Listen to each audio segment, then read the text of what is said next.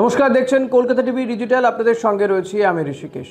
ফলতায় যে পুনর্নির্বাচন হয়েছে সেই পুনর্নির্বাচনে আমরা দেখতে পাচ্ছি যে বিজেপির জয় জয়কার। বিজেপির প্রার্থী তিনি 1 লক্ষেরও বেশি ব্যবধানে জয়লাভ করেছেন। দেবাংশু পণ্ডা তিনি 1 লক্ষেরও বেশি ব্যবধানে জয়লাভ করেছেন এবং আমরা জানি যে নির্বাচনের মাত্র দুদিন আগেই তৃণমূল কংগ্রেসের প্রার্থী জাহাঙ্গীর খান তিনি পিঠ টান দিয়েছিলেন। রণভঙ্গ দিয়ে তিনি নির্বাচন থেকে সরে দাঁড়ান, আর তার ফল যা হওয়ার সেটাই হয়েছে। তৃণমূল কংগ্রেস এখানে 4র্থ স্থান অধিকার করেছে। 7,000-এর কাছাকাছি ভোট পেয়েছেন জাহাঙ্গীর খান। কিন্তু উল্লেখযোগ্য বিষয়, এই বিধানসভা নির্বাচনে 26-এর বিধানসভা নির্বাচনে বামেদের যেমন শূন্যের গেরো কেটে গিয়েছে, তেমনি ফলতাতে প্রায় 1 দশক পরে দ্বিতীয় স্থানে উঠে এসেছে বামেরা এবং বাম প্রার্থী শম্ভুনাথ কর্মী তিনি 40,000-এর মতন, প্রায় 40,000-এর মতন ভোট তিনি পেয়েছেন। খুব স্বাভাবিকভাবেই সিপিআইএম বা বামেদের হাসি তাতে চওড়া হচ্ছে। এবং এই যে সিপিএমের ভোট বৃদ্ধি, বিজেপির যখন জোয়ার বা ঝড়, তখন সিপিএম বা বামেদের এই উত্থান কিন্তু যথেষ্ট তাৎপর্যপূর্ণ বলেই মনে করছে রাজনৈতিক মহল।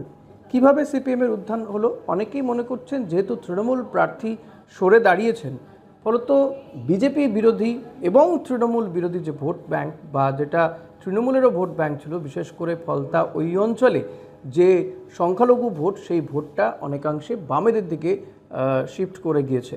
আর তৃণমূলেরই একটা অংশ তারা বিজেপির দিকে ভোট দিয়েছে, যেটা গত কয়েক বছর ধরে সেখানে এই জাহাঙ্গীর খানদের অত্যাচারে যারা অতুষ্ট ছিলেন, এমনকি বহু তৃণমূল কর্মী সমর্থকের বাড়ির লোকজন তারাও কিন্তু নিজেদের ভোটটা দিতে পারতেন না বলে একেবারে ক্যামেরার সামনে জানিয়েছিলেন।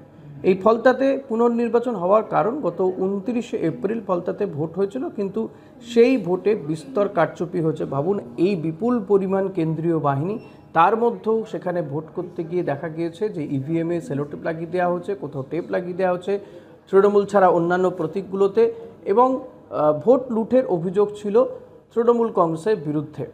সেই কারণেই আবারও সেখানে নির্বাচনের দিন ধার্য হয়। 21শে মে সেখানে ভোট হয়, তার ফলই 24 তারিখে ঘোষণা হয়েছে।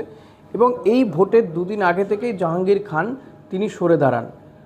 ফলত তৃণমূলের কোনো এজেন্ট, এই যে 285টি বুথ নিয়ে যে ফলতা বিধানসভা কেন্দ্র, 285 বুথে কোথাও কোনো এজেন্ট ছিল না, এমনকি গণনা কেন্দ্রেও তৃণমূল কোনো এজেন্ট দিতে পারেনি।